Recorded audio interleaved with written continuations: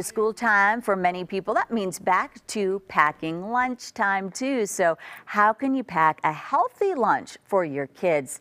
Maybe trick them into wanting something healthy. Registered dietitian Jessica Crandall is here to give us a lunchbox makeover. And your daughter is going to be going to school Real school for the first time. So this is like big time lunch packing. And as a dietitian, I had to think about that a little bit differently because I think planning is the key to success, especially with our kids, because we know food is not only their fuel for their energy sources, but also for their cognition and their mood while they're in school. So pretty important stuff. And I love that there are new ways to compartmentalize the foods with the way we pack it. And you've really done a good job here of showing us how to do that. So, so what are some of the things you brought? I talked with my team of dietitians, and one of the things that they said they saw a lot in schools was a lot of excess carbohydrates and a lot of excess sugars. So one of the things we like to remind ourselves of is that plate method for kids and making sure they're getting each food group.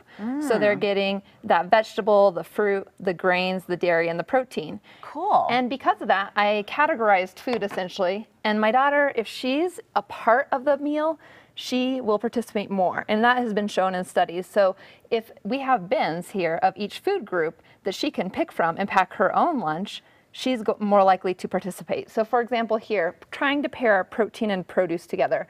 Our proteins like our lean meats, our nuts, maybe a protein bar, trying to get them engaging in that protein because sometimes that's the area they skip out on, as well as our produce. Right. Most parents would echo that it's challenging for kids to get those fruits and veggies in, but keep reintroducing it and maybe, you know, even cut it up into fun shapes and make sure that you continue to present it. And this is where they really have some fun, this kind of snacky, crunchy area. Right. So I like to take these yogurts in a tube and throw them in the freezer. Not only does it help to keep the temperature of the lunchbox at the right temp, but also I like to then, it's like a treat for them. They like to think of it almost like an ice cream popsicle. And then the grain category, I like to do air pop popcorn in bags or whole grain cereal, whole grain crackers once again, because that is helpful for them to make sure they're getting the nutrients their body needs.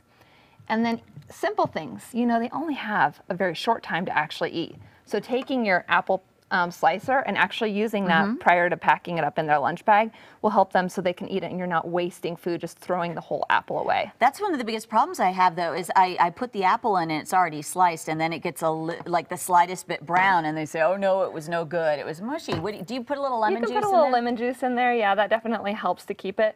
And I think even, I've had friends of mine who've said they've kept them in their lunch boxes actually. And there are a lot of cool lunch box options now that not only help to keep it at the right temp, but this one's like a salad container that I have at home, and it has salad dressing on the side. So if you have an older student who's wanting to eat healthy, that's another way of keeping that salad fresh, similar to the apple. It's not going to go rotten or bad. I have that same one and I love it. Jessica, these are great ideas. I love it. And make sure you're fueling up on water, not on those high calorie juices and sodas, etc. Good to see you. Yeah, thank you. Good luck packing those lunches. Let it go, let it go. Oh, hey, stop it. Don't take that frozen lunch, Tim. No, it's mine now. You it's just do the weather lunchbox. It's a, oh, easy there, Sparky. All right, let's